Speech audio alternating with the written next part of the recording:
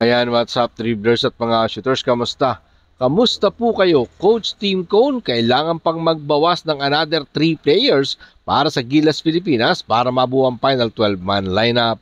At Gilas Pilipinas makakalaban naman ng Malaysia, Vietnam sa group stage ng SEA Games. Yan ang ating mga pag-uusapan tatalakayin sa video ito matapos po akong maglambing sa inyo ng isang like, share, comment down below, and don't forget to subscribe and hit that notification bell button para lagi po tayong updated sa ating pong mga video at lahat po ng ating shoutout nasa dulong bahagi lang po ng video ito.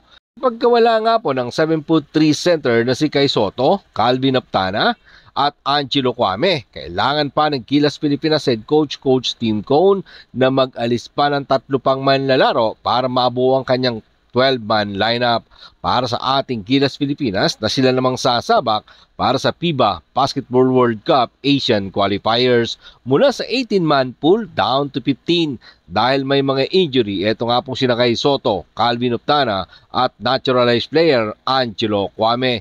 Kaya naman sa initial roster na pinasa ng Gilas Pilipinas para sa FIBA opening window for World Cup, ang mga nasa listahan po na yan ay sina Scottie Thompson, Chapet Aguilar, Jamie Malonzo, Troy Rosario, RJ Abarientos at ang isa pang naturalized player at Barangay Ginebra San Miguel resident import na si Justin Noypi Brownlee. Hindi mawawala dyan ang 9 times PBA MVP Junmar Pajardo at ang kanyang teammate na si CJ Perez. Nandyan din po sina Chris Newsome, Dwight Ramos at ang bagong pasok din sa Gilas Pilipinas na si Quintin Milior Brown, Carl Tamayo, AJ Edu, Kevin Kiambao, Juan Gomez de Leaño na bagong pasok din dito sa kupunan ng Gilas Pilipinas. Sa pagkawala nga po ni Kai Soto, Calvin Optana at Angelo Kwame, sa ngayon nasa closed door training ang ating pong Gilas Pilipinas. Diyan nga po yan ginawa sa loob ng Inspire Sports Academy diyan sa Laguna para paghandaan ang laban natin sa Guam this coming November 28 sa kasalukuyan 15-man lineup ni Coach Team Cone. Sinabi nga po niya na mahirap talagang mamili kung sino ang pasok sa kanyang final 12-man lineup. Yung iba nga kasi mga shooters naglabas na nga po, no? May mga nakita po tayo naglabas na ng final 12-man lineup ng ating pambansang kupunan na Gilas Pilipinas. Sa ngayon po, wala pang final, nasa closed door training pa etong ating Gilas Pilipinas at ilalabas nga po daw yan ni Coach Team Cone ang ating 12-man lineup sa mga susunod na araw. Narito po mga sinabi ni Coach Team Cone sa ulat ni Jer Ramos sa spin.ph. 15 talaga kami at kailangan pang magbawas para maging 12 na lang. 12 lang ang dadalhin namin papuntang Guam. 15 kami ngayon. Malinaw na magiging mahirap na desisyon ito.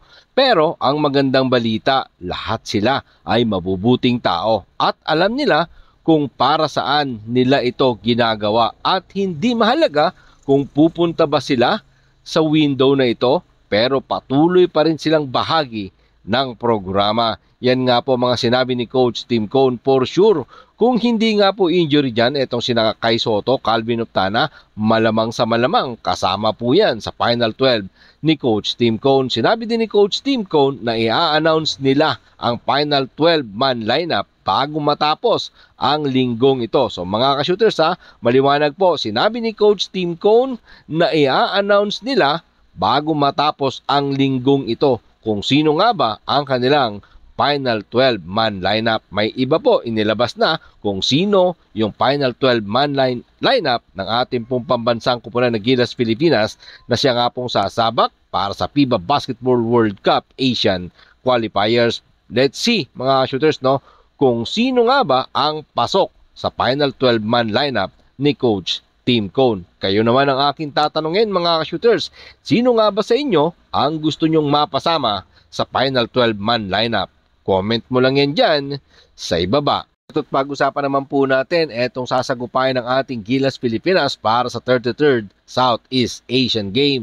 Sasagupain nga po ng ating pambansang kupunan na Gilas Pilipinas ang Malaysia at Vietnam sa group stage ng 33rd Southeast Asian Game Men's Basketball. Diyan po yung gagawin sa Bangkok, Thailand. At ang defending champion, alam naman nating lahat, na Gilas Pilipinas yan. At ang una nating makakalaban sa December 14 ay ang Malaysia. Susundan ng bakbaka naman against Vietnam sa December 15. Base nga po yan sa inilabas na schedule ng Basketball Sports Association of Thailand. At lahat nga po ng nasabing laro ay gagawin ng umaga. 11:30 a.m. local time po yan sa Thailand at 12:30 p.m. naman Manila time. Sa kanila nga, sa kabilang grupo naman, nandun nga po yung host country na Thailand, kasama ng Indonesia, Singapore at Myanmar. Ito naman po ang magiging format po niyan mga shooters. Yung top seed sa bawat group ay mag-a-advance sa semifinals at ang second and third placer ay magbabakbakan para sa crossover qualification para maging schedule naman po yan para sa semifinals on December 18 at ang gold medal match ay sa December 19, 2025. Mga ka-shooters, magkaiba po yung ating mga manlalaro ng Gilas Pilipinas na siya naman pong sasabak sa FIBA Basketball World Cup Asian Qualifiers dito sa SEA Games. Ang mga players na lalaro sa SEA Games ay ang ating naturalized player.